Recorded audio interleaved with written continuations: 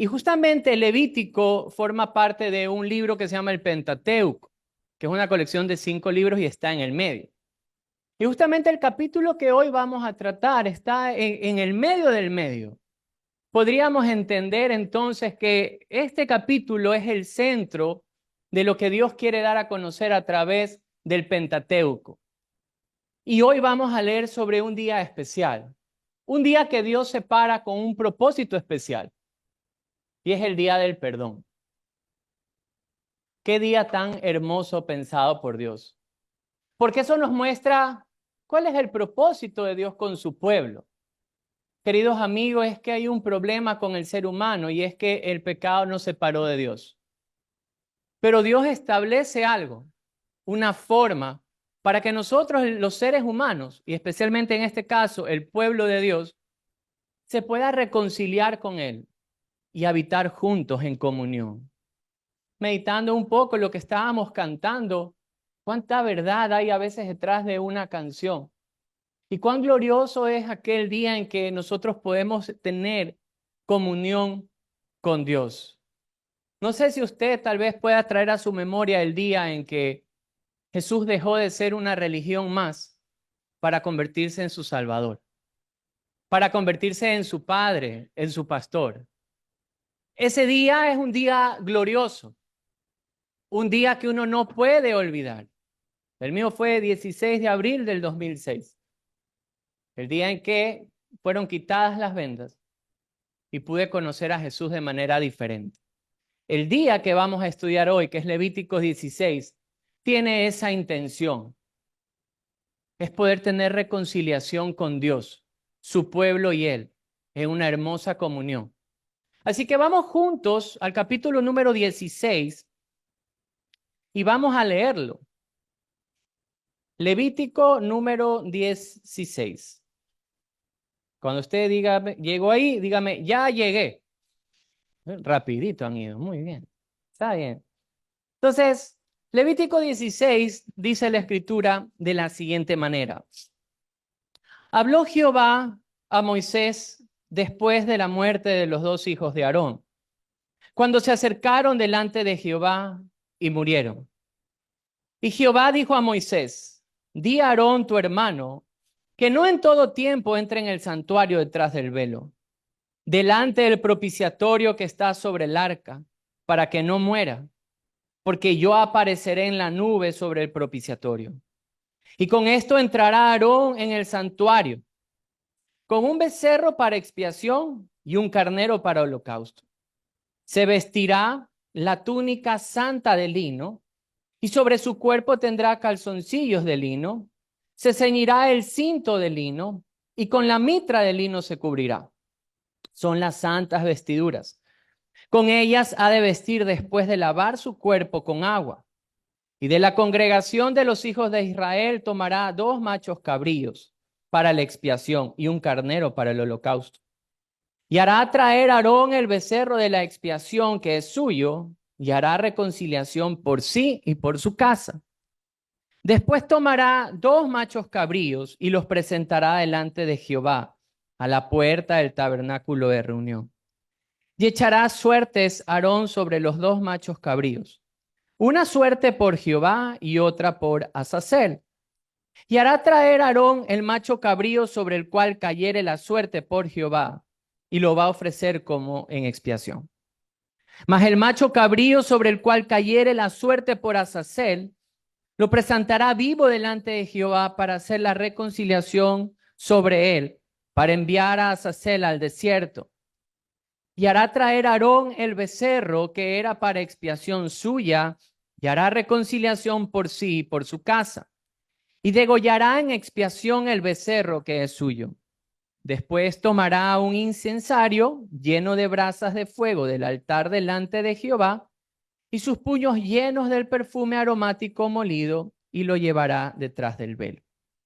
Y pondrá el perfume sobre el fuego delante de Jehová, y la nube del perfume cubrirá el propiciatorio que está sobre el testimonio, para que no muera. Tomará luego de la sangre del becerro y la rociará con su dedo hacia el propiciatorio al lado oriental. Hacia el propiciatorio esparcirá con su dedo 7 veces de aquella sangre. Después degollará al macho cabrío en expiación por el pecado del pueblo y llevará la sangre detrás del velo, adentro, y hará de la sangre como hizo con la sangre del becerro. Y la esparcirá sobre el propiciatorio y delante del propiciatorio. De esta manera purificará el santuario a causa de las impurezas de los hijos de Israel, de sus rebeliones y de todos sus pecados. Y de la misma manera hará también el tabernáculo de reunión, el cual reside entre ellos en medio de sus impurezas. Verso 17. Ningún hombre estará en el tabernáculo de reunión cuando él entre a hacer la expiación en el santuario, hasta que él salga y haya hecho la expiación por sí, por su casa y por toda la congregación de Israel. Y saldrá al altar que está delante de Jehová y lo expiará, y lo tomará de la sangre del becerro y de la sangre del macho cabrío y la pondrá sobre los cuernos del altar alrededor. Y esparcirá sobre él de la sangre con su dedo 7 veces y lo limpiará y lo santificará de las inmundicias de los hijos de Israel. Verso 20. Cuando hubiera acabado de expiar el santuario y el tabernáculo de reunión y el altar, hará traer el macho cabrío vivo. Pondrá Aarón sus 2 manos sobre la cabeza del macho cabrío vivo y confesará sobre él todas las iniquidades de los hijos de Israel, todas sus rebeliones y todos sus pecados, poniéndolos así sobre la cabeza del macho cabrío. Y lo va a enviar al desierto por mano de un hombre destinado para esto. Aquel macho cabrío llevará sobre sí todas las iniquidades de ellos, a tierra inhabitada, y dejará ir al macho cabrío por el desierto. Después vendrá Aarón al tabernáculo de reunión y se quitará las vestiduras de lino que había vestido para entrar en el santuario y las pondrá allí. Lavará luego su cuerpo con agua en el lugar del santuario y después de ponerse sus vestidos saldrá y hará su holocausto y el holocausto del pueblo y hará la expiación por sí y por el pueblo. Y quemará en el altar la grosura del sacrificio por el pecado. El que hubiere llevado el macho cabrío a Sacel, lavará sus vestidos, lavará también con agua su cuerpo, y después entrará en el campamento. Y sacarán fuera del campamento el becerro y el macho cabrío inmolados por el pecado, cuya sangre fue llevada al santuario para hacer expiación. Y quemará en el fuego su piel y su carne y su estiércol. El que los quemare levará sus vestidos, lavará también su cuerpo con agua, y después podrá entrar al campamento. Y esto tendréis por estatuto perpetuo. En el mes séptimo, a los 10 días, afligiréis vuestras almas. Y ninguna obra haréis, ni el natural, ni el extranjero que mora entre vosotros. Porque en este día se hará expiación por ustedes, y serán limpios de todos vuestros pecados delante de Jehová. Día de reposo para ustedes, y afligiréis vuestras almas. Es estatuto perpetuo. Hará la expiación el sacerdote que fuere ungido y consagrado para ser sacerdote en lugar de su padre. Y se vestirá las vestiduras de lino, las vestiduras sagradas. Y hará la expiación por el santuario santo. Y el tabernáculo de reunión también hará expiación por el altar, por los sacerdotes y por todo el pueblo de la congregación. Y esto tendréis como estatuto perpetuo para hacer expiación una vez al año por todos los pecados de Israel. Y Moisés lo hizo como Jehová le mandó. Todo esto es la descripción de un día especial. Este era un día especial porque era el día de la expiación, el día del perdón. Pero me gusta cómo Dios le dice a su pueblo que debería ser este día. ¿A cuántos de ustedes les gustan los feriados? Dígalo con libertad. A mí sí me gusta. Ya mismo viene el carnaval y son días de donde uno tiene que salir. Normalmente deberían ser días de descanso. Pero este día, algunos dicen, no se descansa mucho, ¿no? Pero este día era un día especial. Los últimos versículos que nosotros leímos, mira el 29, la actitud que debían tener, Dice, y esto tendrán por estatuto perpetuo, en el mes séptimo, a los 10 días del mes, afligirán vuestras almas. Y el verso 31 dice, día de reposo para ustedes y afligiré vuestras almas. Este día debería ser un día de meditación, de reflexionar. Debían de tener todo, sus labores, todo lo que hacían debían de detenerlo para meditar que en sus caminos.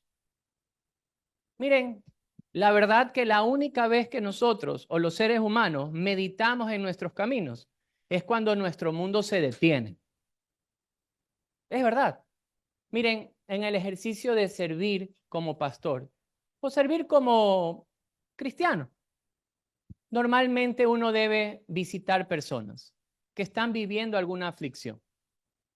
Y me ha tocado observar cómo personas que tal vez han tenido un testimonio de ser un corazón duro o molesto o bravo o altivo, orgulloso, por varias cosas. Cuando el mundo se detiene y una enfermedad grave toca a la puerta de esa persona, normalmente la persona confiesa sus pecados.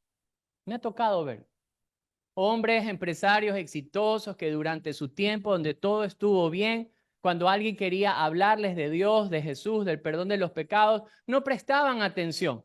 Pero su mundo se detuvo y empezaban a meditar sobre sus caminos cuando estaban postrados en cama. Y no solamente la enfermedad. Puede ser que llegue una recesión fuerte económica a la vida de alguien y por más desesperado que una persona haga algo como para salir adelante y no le sale, cuando el mundo se detiene, es cuando el hombre medita en sus caminos. Y Dios está diciéndole esto a su pueblo. Ese día va a ser un día de reposo.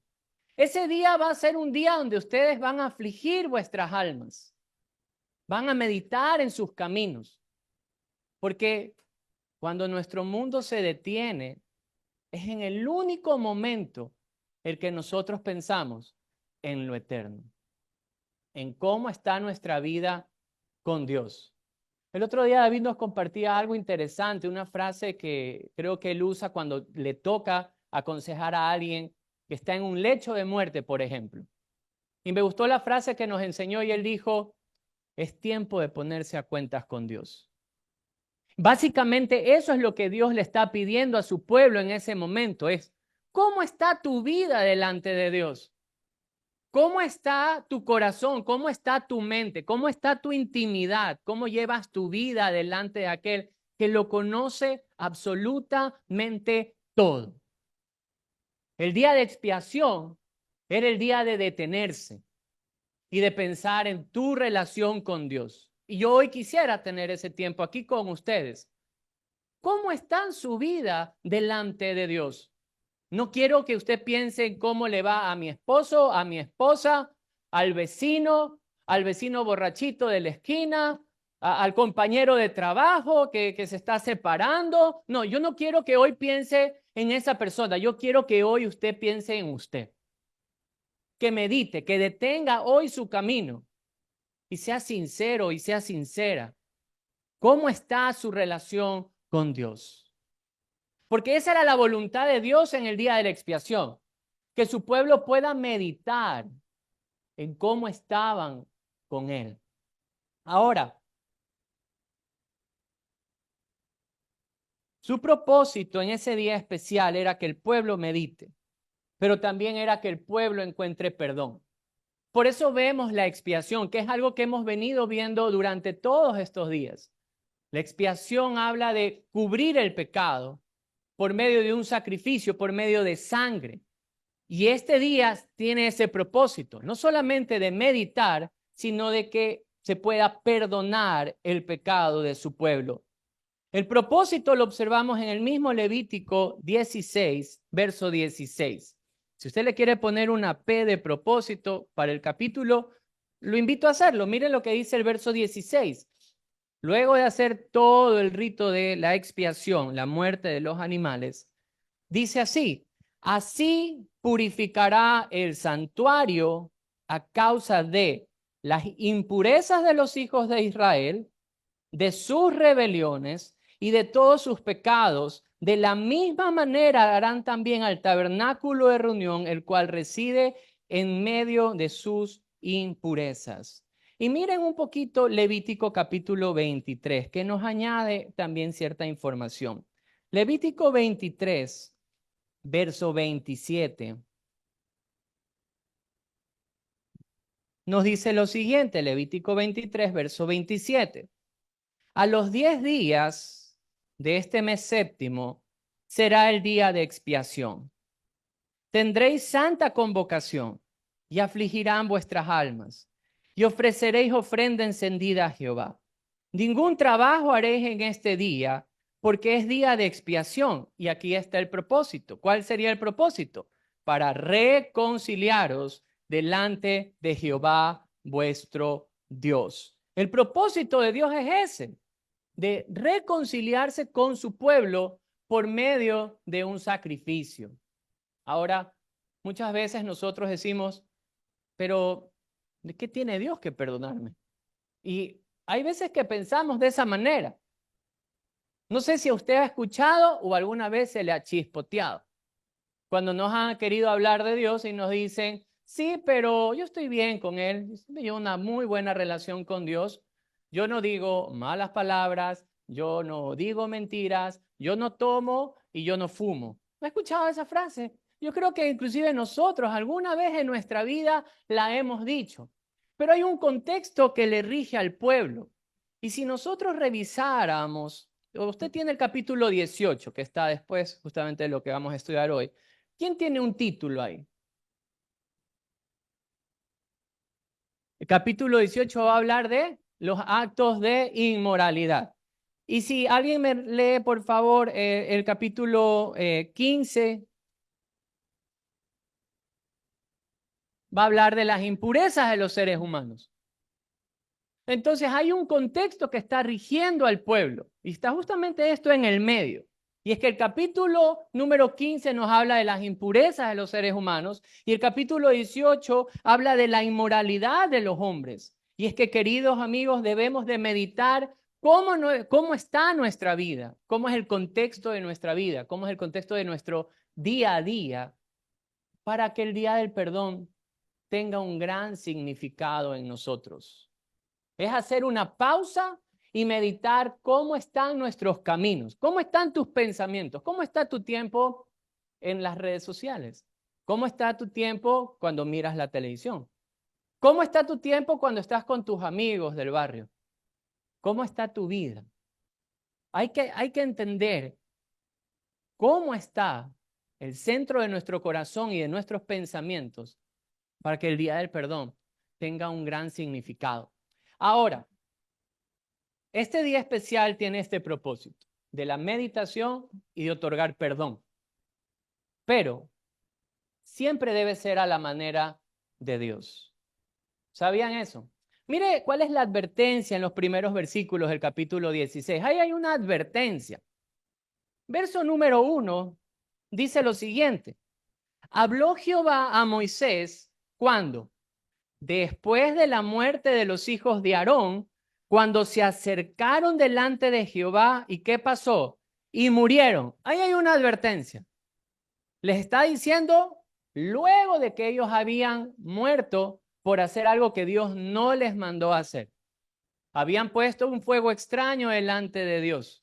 Habían actuado tal vez con orgullo delante de Dios y Dios simplemente les quitó la vida.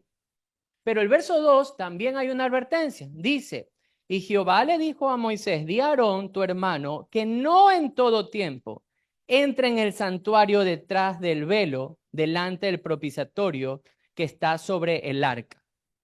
Para comprender esto es, el tabernáculo se dividía en dos partes de manera interna. El lugar santo y el lugar santísimo. Pongamos un ejemplo en este mismo lugar, que aunque es un mismo rectángulo, yo ponga aquí en la mitad un velo, de arriba a abajo, y ustedes los que están acá no ven nada de lo que está acá. Aquí había un velo, una separación. El lugar santo era este lugar donde había una mesa de panes, había un altar donde había incienso y había un candelabro. Pero en la parte interna había un arca con una tapa que tenía 2 ángeles, que representaba la misma presencia de Dios. Entonces Dios les dice, no pases a este lugar. No en todo tiempo debes de pasar a este lugar. Si tú pasas, mueres, es lo que le está diciendo. Ahora, ¿cómo podemos traer esta aplicación a nuestra vida? Miren, nosotros los seres humanos siempre estamos buscando a Dios. Aunque muchos tal vez no se identifican como religiosos, el ser humano busca a Dios. Conversando justamente de este capítulo, estamos cogiendo la costumbre que con nuestros hijos leemos Levítico y luego lo meditamos. Y normalmente los adolescentes sacan muy buenos ejemplos. Y mi hija ese día se embaló. Pobrecita, eres hija de pastor, ahora cuento todo. Entonces nos contaba algo muy interesante. Me decía, papá, tú sabes que una de mis maestras tiene una cuenta de Instagram donde ella saca súper cosas raras. Sale así con las piernas cruzadas, meditando y diciendo, bueno, me voy a conectar con el sol. Y es bien blanquita por si acaso, no es que está así quemadita, bronceadita. No, dice, voy a meditar en el sol, en la grandeza del sol. Voy a agradecerle al sol por toda la luz que nos da y cómo nos da vida. Entonces ella se queda así como que, ¿qué pasa con esa profesora? O sea, y no solamente eso, sino que se conecta con el árbol, bueno, diversas cosas. Entonces, conversando, decíamos, ella tiene una genuina intención. La genuina intención de quererse conectar con Dios. No más que su focalización aún no está correcta. Si ella sigue buscando a Dios, Dios puede abrir su entendimiento y llevarlo al verdadero conocimiento de Dios. Pero el ser humano normalmente busca a Dios. Pero ¿cuál es el problema? Que lo buscamos a nuestra manera. Entonces, tergiversamos todo lo que tenga que ver con Dios. Todo lo que tenga que ver con Dios, lo tergiversamos. Decimos que queremos llegar a Dios, conocer a Dios, tener una bonita relación con Dios. ¿Y qué es lo que primero el ser humano hace? Querer hacer alguna obra. Miren, todos hemos pasado por ese camino que queremos estar bien con Dios. Entonces, yo recuerdo en la adolescencia o ya entrando a la juventud, 20 años por ahí, yo ya tenía un deseo de como buscar a Dios. Entonces yo dejaba de salir, dejaba de tomar, dejaba de fumar, lo dejaba a un lado, pero no podía. Normalmente esa vieja naturaleza nuevamente salía a flote. O quería dejarlo ahí, pero mentía en los negocios. Cuando nosotros queremos llegar hacia Dios por nuestros méritos, la Biblia usa un ejemplo muy drástico. Miren lo que dice el profeta Isaías. Venga conmigo a Isaías 64. Isaías 64 describe aquella forma de cuando el hombre quiere llegar a Dios y le embarra, literalmente. Miren lo que dice la Biblia en Isaías 64, 6. ¿Llegó? Dice la palabra de Dios. Si bien todos nosotros somos como suciedad y todas nuestras justicias como trapo de inmundicia. Esa es la descripción de la justicia del ser humano delante de Dios. Esta imagen del trapo de inmundicia es fuerte, porque este era el trapo que usaba normalmente la mujer en su periodo menstrual. Nuestra justicia es como aquel trapo queriendo limpiar algo. Simplemente va a ser peor. Yo ese ejemplo lo veo todos los días con nuestros hijos cuando estamos en la mesa, por ejemplo. Terminamos de comer y por algún motivo, como estaban en estas clases virtuales, estaban en la computadora ahí, ¿verdad? Y terminaban de comer pizza, por ejemplo. Queridos padres, ¿qué le queda a los niños en las manos después de comer pizza? La grasa, ¿verdad? La grasa. ¿Y qué pasa si con esas manos tocan la computadora? Se daña, ¿verdad? Entonces, Cuando uno le llama la atención al hijo y le dice, oye, pero ¿cómo vas a coger la computadora con esas manos llenas de grasa? ¿Qué hace el hijo? Tranquilo.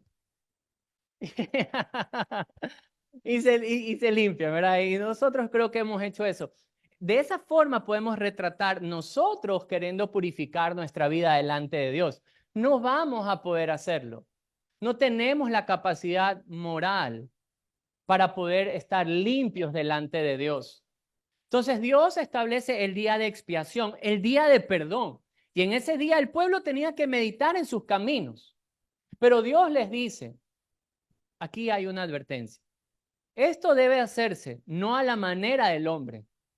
Esto debe hacerse a la manera que Dios establece. En su perfección, en su amor y sobre todo en su gran misericordia, Él establece una sola forma para que su pueblo se pudiese reconciliar con Él. Ese es el propósito. Ahora, si nosotros observamos un poquito el sacrificio, ¿verdad? Hay temas centrales, ya los estuvimos leyendo. Y uno de los temas centrales ahí es el sacerdote, porque es el personaje que hace de mediador entre Dios y los hombres. Pero hay algo especial que en este caso Dios le dice al sacerdote que tiene que hacer. No solamente que él presenta un sacrificio por él, porque él también necesita ser perdonado por Dios, sino que la vestidura nos va a hablar. Regresemos un ratito a Levítico 16. Y en Levítico 16, veamos las instrucciones que le da Dios, en este caso, al sacerdote. Y en el verso 3 y 4 dice así: con esto entrará Aarón en el santuario, con un becerro para expiación y un carnero para holocausto. Pero miren este tema de las vestiduras en el verso 4.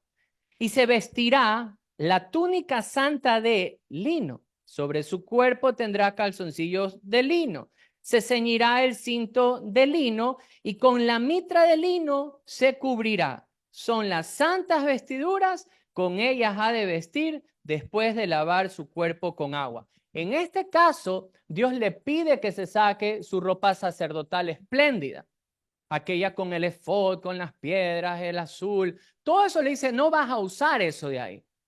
Vas a usar, todo el vestuario va a ser de lino. Este vestuario era lo que usaban los otros levitas, los otros sacerdotes, no el sumo sacerdote, no el sacerdote principal, sino los demás. Y esto va a hablar mucho de la actitud que debía poseer el sacerdote en tener humildad. Aunque era sumo sacerdote, tenía que identificarse con el resto. Tenía que andar de la misma forma que los otros, vestidos igual que los otros. No podía tener ninguna clase de diferencia. Tenía que ser igual. Ahora, también le mandan a lavarse. Cada vez que él hacía este cambio de vestuario, él debía lavarse. Y esto va a hablar de la purificación que debía haber en él como sacerdote. Cuando nosotros vemos entonces el sacrificio y vemos a este personaje, luego vamos a descubrir el porqué de hacer todas estas cosas. Ahora, ¿cómo era el sacrificio? ¿Cómo era el proceso del sacrificio? Y una de las palabras que se va a repetir a cada rato es la sangre. La parte de la sangre que era derramada por los animales en sacrificio es algo que se va a ver bastante. ¿Por qué? Porque primero, para el sacerdote debía traerse un becerro para expiar el pecado del sacerdote. Y luego para el pueblo se traía 2 machos cabríos, también en expiación. Entonces, el proceso más o menos va de esta manera. Primero, Aarón tenía que tener estos vestuarios de lino, tal como los otros sacerdotes. Pero él tenía que presentar primero por él un becerro, por sus pecados y por el pecado de su familia. Luego tomaba el incienso y entraba al lugar santísimo con el incienso para que él no muriera. Es lo que estaba diciendo justamente la Escritura. Ya podía tener ese acceso al lugar santísimo con el incienso. Luego de eso, cogía la sangre de su sacrificio del becerro y la rociaba encima de la tapa del propiciatorio. O el propiciatorio es la tapa. Le echaba 7 veces, le echaba sangre. Luego tenía que hacer el sacrificio por el pueblo y cogía, ¿se acuerdan que eran 2 machos cabríos? Uno era sacrificado. Y de la misma forma, con esa sangre del macho, tenía que entrar nuevamente al propiciatorio y poner la sangre encima del propiciatorio. Luego de esto, cuando ya salía del lugar santísimo, tenía que tocar, había en el centro justamente un altar de que era el incienso y tenía unos cuernos y tenía que tocar los cuernos con la sangre de los dos animales, del que se había expiado para su vida y también para el que se había expiado la del pueblo. Ahora, luego de eso, cuando él ya salía, había el otro macho cabrío, el otro animal que no había sido matado. Se echaba suertes. Y había uno especial, uno por Jehová decía, que es el que se mataba, y el otro por Azazel. Este macho cabrío era el que uno le imponía las manos, el sacerdote le imponía las manos y tenía que confesar los pecados del pueblo. Ponía sus manos sobre el chivo o el macho cabrío y empezaba a declarar pecado por pecado que había cometido el pueblo. Y luego de eso, una persona encargada se lo llevaba al desierto y lo dejaba que se vaya. Esta imagen es increíble, porque esta imagen les mostraba al pueblo de Israel que otro había cargado su pecado y que otro se lo había llevado lejos, el pecado de ellos. Estas imágenes tan fuertes va a hablar directamente al corazón del pueblo de Israel, porque los que habían pecado eran ellos. Si nosotros hacemos un estudio del libro de los jueces, van a ver el círculo vicioso del pecado del pueblo de Israel. Estaban mal con Dios, le habían dado la espalda a Dios, caían en las consecuencias de su pecado, Dios les levantaba un Salvador. Cuando Dios les levantaba un Salvador porque habían clamado, ellos se regresaban a Dios, nuevamente estaban bien con Dios, y cuando estaban bien, ¿qué piensan ustedes que pasó? Luego nuevamente le daban la espalda a Dios. Y ese era el ciclo vicioso de la vida de Israel. Y queridos amigos, es el ciclo vicioso también del ser humano. Es la misma forma, el mismo comportamiento de pecado del pueblo de Israel se repite y se vive hoy en día también en nuestras vidas. Entonces, cuando él tenía y ponía las manos sobre el macho cabrío se iba, esta imagen se quedaba en la mente y en el corazón del pueblo porque él cargaba los pecados y se los llevaba lejos y no regresaban más. Qué imagen tan impactante para este pueblo. ¿Por qué? Porque no eran ellos los que tenían que salir del campamento, no eran ellos los que tenían que estar errantes por el desierto, era otro el que estaba llevando sus pecados, su culpa, lo que ellos merecían. Y el otro macho cabrío que expiaba el pecado y que era muerto y derramaba toda su sangre y luego su cuerpo y todo esto quemado, era el de otro, no el de ellos. Entonces, todo esto tenía un solo resultado, que por medio de esta sangre que se derramaba, se tapaba el pecado de su pueblo. Y como su pecado era tapado, ellos podían tener comunión con Dios. Eran perdonados. Podían gozar nuevamente de esta perfecta comunión con Dios. Resumen del proceso. Debía haber un sacerdote en humildad y en pureza. Debía haber sacrificio, debía haber sangre, que era lo que purificaba al pueblo, y había un pueblo reconciliado con Dios. Ahora, cada vez que estoy leyendo Levíticos con nuestros hijos, ellos siempre hacen una pregunta válida y es, ¿qué tiene que ver esto con nosotros? ¿Cómo esto es una verdad hoy en día para usted que está sentado aquí, para aquel que nos escucha en el 2024? ¿Debemos nosotros traer aquí un macho cabrío y sacrificar el macho cabrío? ¿Cómo entonces esto se aplica para nuestra vida? En nuestro tiempo, mire, esta fórmula del tabernáculo, del sacerdote, del sacrificio de los animales, esto no funciona ya para nosotros, no es válido para nosotros. Pero observar esto sí nos va a dar una guía para encontrar el mismo propósito de Dios, reconciliarse con el ser humano. Ahora, si hablamos de un día especial, que era lo que Dios había establecido, y venga conmigo al Levítico 16, versículo número 34, Dios marca este día para el pueblo de Israel. Y le dice así, esto tendréis como estatuto perpetuo. ¿Para hacer qué cosa? Expiación, o sea, perdón, sacrificio por el perdón, una vez al año por todos los pecados de Israel. Dios les dijo, marquen este día especial. Queridos amigos, para nosotros también hay un día especial.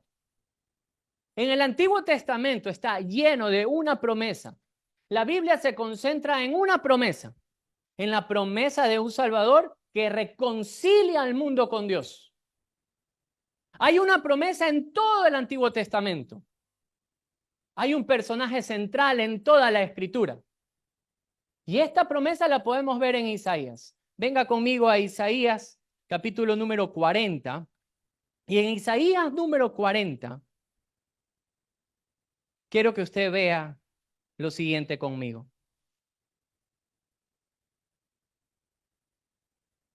Isaías 40, hay una promesa de perdón de pecados, una promesa de redención, una promesa hecha a un pueblo.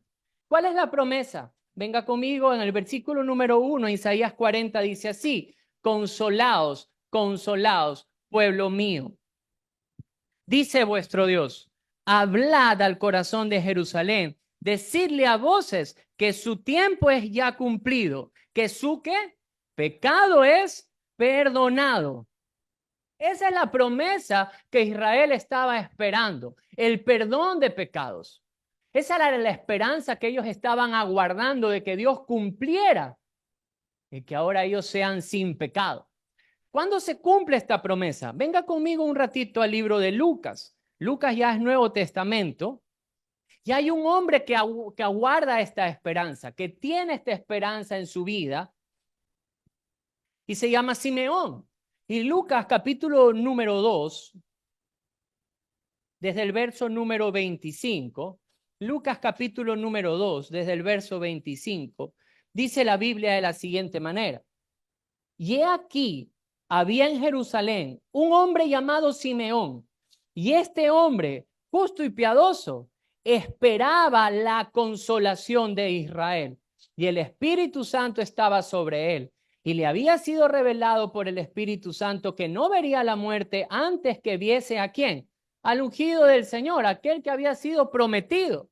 Y en el verso 27 dice, y movido por el Espíritu, vino al templo, y cuando los padres del niño Jesús lo trajeron al templo para hacer por él conforme al rito de la ley, él lo toma en sus brazos y bendice a Dios diciendo, y miren lo que dice, ahora Señor, despide a tu siervo en paz, conforme a tu palabra, porque han visto ¿qué cosa? Mis ojos, tu salvación. Aquí hay un testigo, una persona que vio cara a cara al Salvador, aquel que iba a traer redención y perdón de pecados.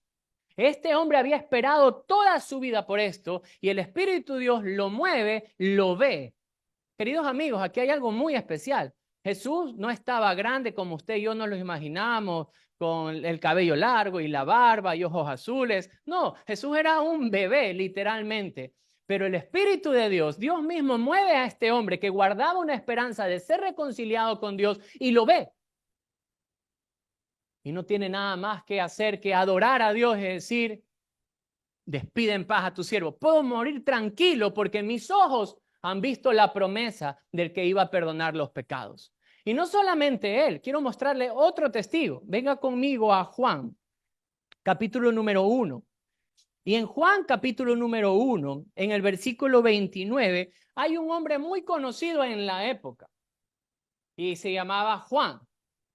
Y le tildaban como el Bautista porque se dedicaba a bautizar. Él se dedicó a llamar la atención al corazón de Israel, a pedir que por favor reflexionen en sus obras, mediten en sus caminos. Y Juan capítulo número 1, en el versículo 29, cuando él ve a Jesús, cuando lo identifica y lo observa, miren lo que dice él. El siguiente día vio Juan a Jesús que venía a él y miren la expresión, esto no es una coincidencia, la expresión de Juan es, he aquí el Cordero de Dios que quita ¿qué cosa? El pecado del mundo. Aquí hay otro testigo.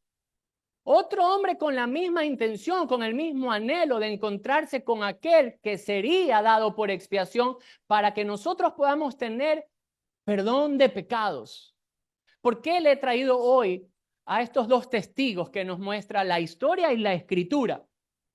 Porque quiero que guarde algo en su corazón.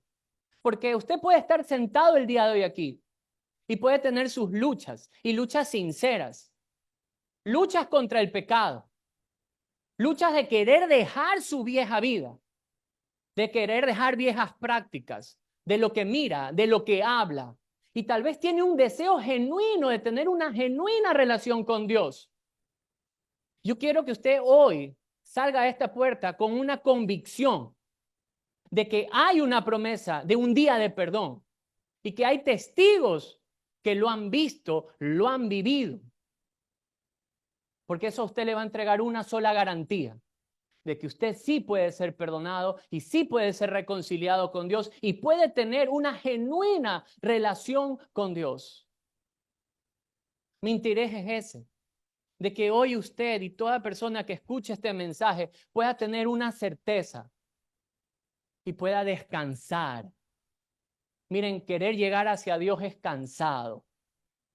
Es cansado querer llegar al cielo por medio de obras. Qué cansado que es. Qué frustrante que es querer dejar los vicios. Qué frustrante es querer dejar de decir ciertas palabras o ciertas prácticas inmorales. Qué cansado que es. Porque nos encontramos con algo, luchando con una naturaleza que nos llama y nos ha esclavizado hacia el pecado. Pero Dios ha hecho una promesa de que podemos ser perdonados. Y estos testigos nos muestran que esto es una verdad, que ese día especial, sí, para los judíos era un día, un mes, pero hoy se abre una puerta diferente para el día de la expiación. Hoy puede cambiar su vida. Hoy usted puede ser perdonado.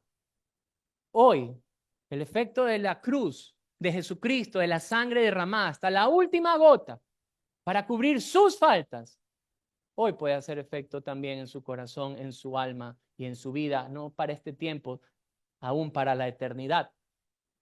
Este día especial hay una promesa, Levítico lo dice, guarden este día, Isaías dijo que iba a haber. En este caso, Simeón nos asegura haberlo visto, Juan también lo vio, pero debía haber un sacrificio especial, no solamente que era el día especial, sino que la expiación se alcanzaba por medio de un sacrificio. Y Levítico 16:30 dice, porque en este día se va a hacer sacrificio, se va a hacer expiación, o sea, va a haber una víctima que va a derramar la sangre para que esa sangre limpie el corazón o limpie los actos cometidos por Israel. Eso es lo que nos explica Levítico 16, porque en este día se hará expiación para que vosotros seáis limpios, seréis limpios de todos vuestros pecados delante del Señor. Entonces, para que haya sacrificio tenía que haber dos cosas, el sacerdote y el sacrificio, ¿verdad? Tenía que estar el animal del sacrificio. Si hablamos del sacerdote, tenemos que mirar directamente a Jesús. La Escritura dice que Él es el sacerdote y que Él es el mismo sacrificio. ¿Se acuerdan que Dios les hacía cambiar las vestiduras a los sacerdotes y que no tenían que vestir la esplendidez de su traje, sino que tenían que vestir en humildad, vestir de lino igual que los otros? Jesús hizo exactamente lo mismo. Mire lo que dijo Pablo acerca de esto en Filipenses capítulo número 2. Si usted viene conmigo a Filipenses va a encontrarlo siempre con los libros que terminan en enses, tesalonicenses, colosenses. Entonces ahí van a encontrar Filipenses. Y Filipenses en capítulo número 2, mire lo que dice desde el versículo número 5 en adelante. Filipenses 2. Filipenses 2, versículo 5 en adelante, dice la Escritura: haya pues en ustedes este sentir que hubo también en ¿quién? En Cristo Jesús, el cual, siendo en forma de Dios, no estimó el ser igual a Dios como cosa a que aferrarse. ¿Qué hizo Jesús según el verso 7?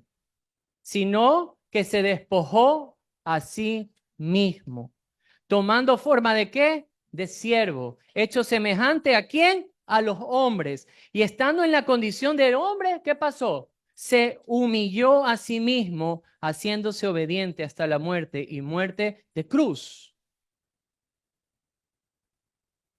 Jesús es Dios. Y siendo Dios, se despojó de sí mismo. Y siendo creador, se hizo creación. Y tomó la misma forma, esta forma débil de nosotros, de los seres humanos.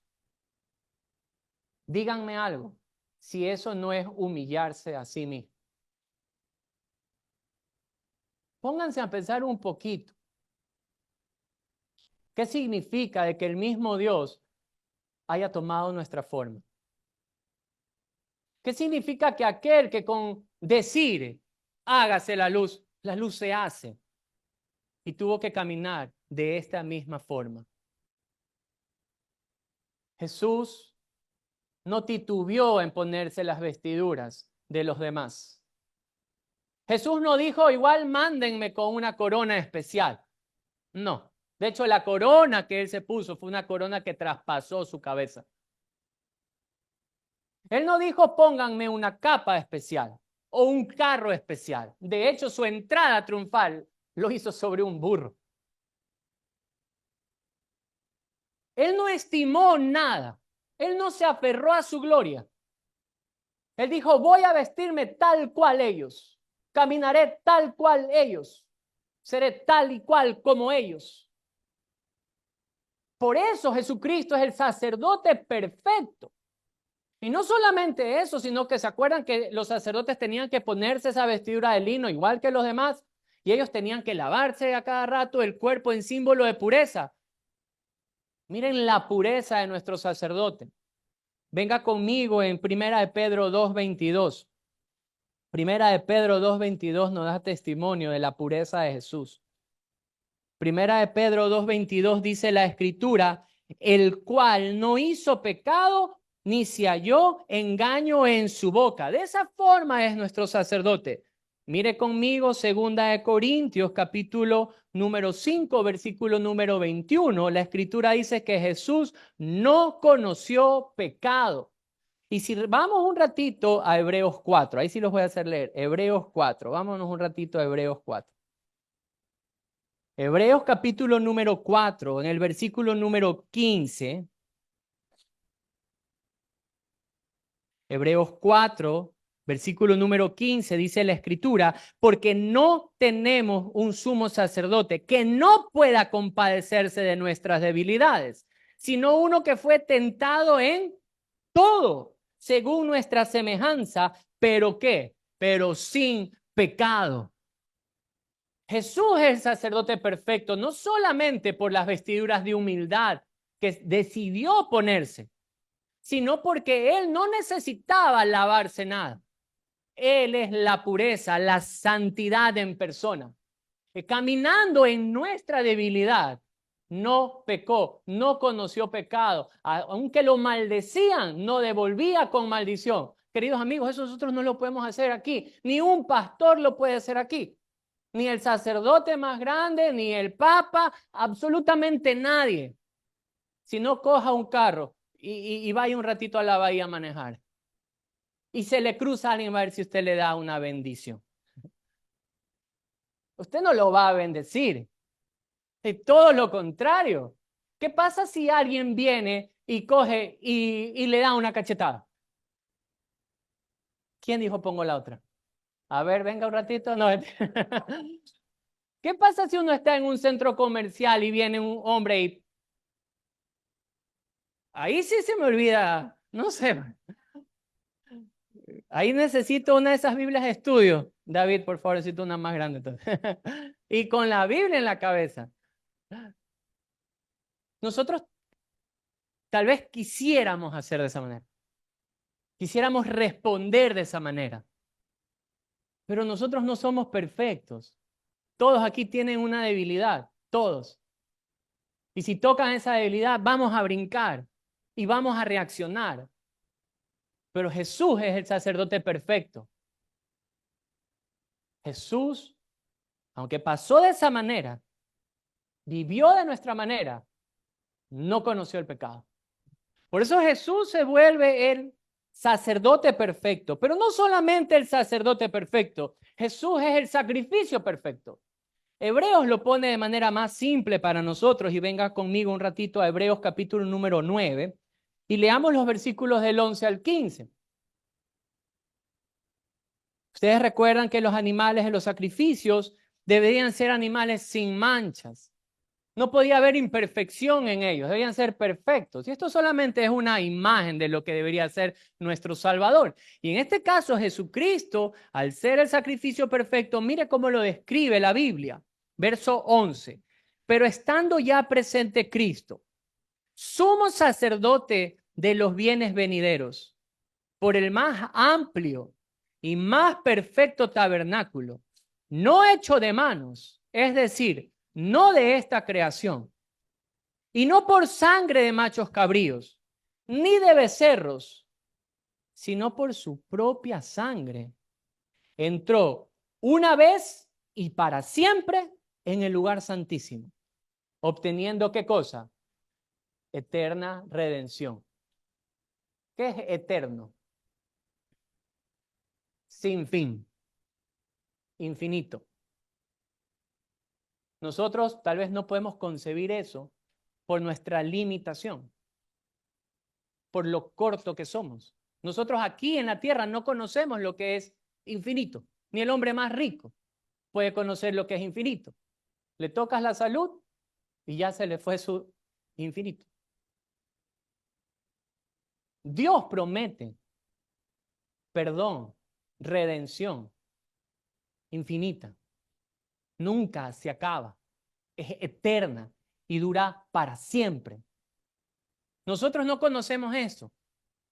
Si no, a mí me da miedo comer en la casa de mi mamá, no porque cocine mal. Y mamá, si estás escuchando eso porque ella sabe escuchar los mensajes, perdóname por lo que voy a decir.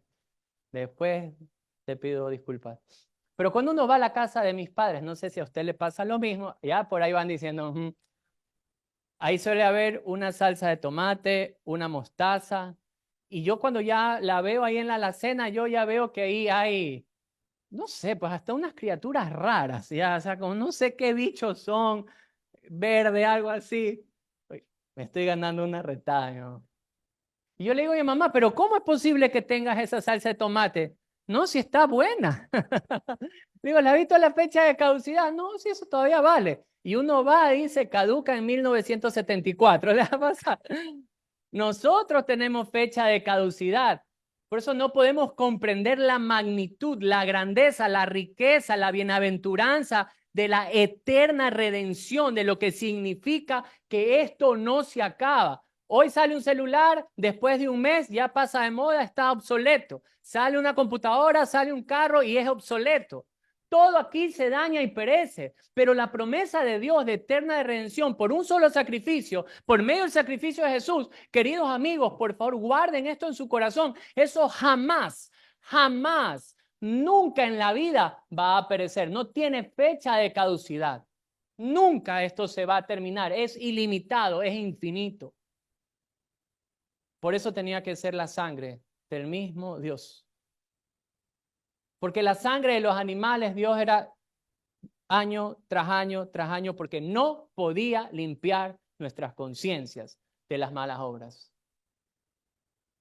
Pero el efecto de la sangre de Jesús en nuestra vida es totalmente diferente, porque en Él somos perdonados, somos redimidos. Hay un día especial para el perdón de nuestros pecados. Jesús vino, Jesús murió, Jesús ha resucitado. Jesús ascendió y está sentado a la derecha de Dios Padre. Tendrá que venir por su iglesia. Su redención se completa juntos con su iglesia. El perdón de Dios jamás se acaba. Él es el sumo sacerdote, el perfecto sumo sacerdote que con su sangre ha limpiado nuestra conciencia. Pero mire lo que dice los versos 23 al 26, porque esto no termina así. Los versos 23 al 26 dice la Biblia: fue pues necesario que las figuras de las cosas celestiales fuesen purificadas así, pero las cosas celestiales mismas con mejores sacrificios que estos, Porque no entró Cristo en el santuario hecho de mano, figura del verdadero, sino en el cielo mismo, para presentarse ahora por nosotros ante Dios, y no para ofrecerse muchas veces, como entra el sumo sacerdote en el lugar santísimo cada año con sangre ajena. De otra manera le hubiera sido necesario padecer muchas veces desde el principio del mundo, pero ahora, en la consumación de los siglos, se presentó una vez y para siempre por el sacrificio de sí mismo para quitar de en medio, ¿qué cosa? El pecado. Es posible que usted tenga una relación perfecta con Dios. Sí es posible. Es posible no por sus obras. Es posible no porque usted lo esté intentando. Es posible porque Dios lo ha hecho posible. Porque Dios estableció un solo camino y estableció un día de perdón. Estableció que debía ser con un sumo sacerdote, humilde, puro, y debía ser con una sangre perfecta. Esa fue la que se derramó en la cruz por ti, por tus pecados. ¿Recuerdan la imagen de la mano puesta en el macho cabrío y que debía ser llevado al desierto y dejado abandonado para que el pueblo de Israel pudiese ver cómo otro llevó el pecado? Jesucristo fue quien llevó nuestros pecados. Él fue quien cargó sobre su cuerpo nuestros pecados. Cuando nosotros hemos puesto la mirada en la cruz, entendemos que en esa cruz un inocente fue quien cargó por la culpa de nuestras rebeliones, de nuestras impurezas, de nuestras malas decisiones, de nuestros engaños, de nuestras mentiras, de nuestras inmoralidades. Un inocente tomó sobre su cuerpo lo que usted y yo hemos merecido. Su sangre perfecta es la que hoy a nosotros nos limpia de pecado. Esta hermosa realidad, queridos amigos, es para nosotros. Los judíos tenían que hacer esto una vez al año. En nosotros, en Cristo, esto puede ser todos los días. Hoy puede ser ese día de perdón. Querido amigo, ¿se acuerdan que había que meditar en los caminos? Yo quiero hacer una pregunta sincera. ¿Qué hombre, qué mujer no ha pecado? ¿Qué hombre no le ha fallado a Dios? ¿Qué mujer no ha fallado a Dios? ¿Qué niño? ¿Qué adolescente? ¿Qué persona no se ha rebelado en contra de Dios? Queridos amigos, Cristo es la promesa de Dios para nuestro perdón. Cristo es el sacerdote perfecto. Cristo es el sacrificio perfecto. Y como Él es el autor de Hebreos, hace esta invitación. Así que, hermanos, teniendo libertad para entrar en el lugar santísimo por la sangre de Jesucristo, por el camino nuevo y vivo y que Él nos abrió a través del velo, y esto es su carne, teniendo un gran sumo, gran sacerdote sobre la casa de Dios, acerquémonos con corazón sincero y en plena certidumbre de fe, purificando los corazones de mala conciencia y lavados los cuerpos con agua pura. Hoy puedes acercarte tranquilo a Dios. Yo quisiera darte el consejo que Aarón siguió de las instrucciones de Dios. Aarón era el sumo sacerdote. Era tal vez el hombre más especial después de Moisés. Su vestidura hablaba de la esplendidez de quién era él. Pero cuando Dios le habló y le dijo, tú eres un pecador, él simplemente reconoció y se vistió de manera humilde, y ahí estuvo el sacrificio por él. No importa la posición que tengas, no importa la edad que tengas, no importa tus logros, no importa absolutamente nada delante de Dios. El hombre sigue teniendo la mancha de su pecado. Solamente con las vestiduras de humildad es que nos podemos acercar a Dios, y ese es mi anhelo para tu vida. acércate con corazón humilde. Ese día de perdón es también para ti. Y para aquellos que tal vez ya han puesto su fe en Jesús, yo quiero hacerles un pequeño recordatorio, que el perdón de Dios es inagotable, no se acaba. Entonces no se lo reserve, no se lo guarde. Confiéselo, explíquelo, predíquelo, compártalo, délo. El otro día me estoy leyendo este libro, como les comentaba, de esta mujer Corrie ten Boom, y Corrie ten Boom dijo una frase que a mí me impactó y se las quiero leer. Ella dijo así: en todos mis viajes, incluso ahora que estoy en la 9ª década de mi vida, siempre he llevado conmigo en la mano y en el corazón la Biblia, la palabra de vida que desborda con las buenas nuevas, o sea, perdón de pecados. Ha habido más que suficiente para todo el mundo. A menudo me siento como los discípulos debieron sentirse cuando dieron a comer a más de 5,000 hombres con 5 panes y 2 peces. Hubo para todos con abundancia y sobraron 12 cestas. Ha habido más que suficiente del evangelio para los que murieron en los campos de concentración. Más que suficiente para los miles de personas que se han reunido en las universidades, en ayuntamientos, en iglesias de todo el mundo. A veces he hablado a hombres entre rejas que escuchaban con hambre. Grupos de cientos y multitudes de miles me han escuchado en la India y en los teatros de Sudamérica. He hablado a más de 10,000 personas en estadios gigantes en Estados Unidos y me he retirado a las montañas de Carolina del Norte para pasar tiempo con un grupo pequeño de niñas en un campamento. Y la gracia de Dios, el perdón de Dios no tiene límite. Compártalo. Amén. Bueno, oremos.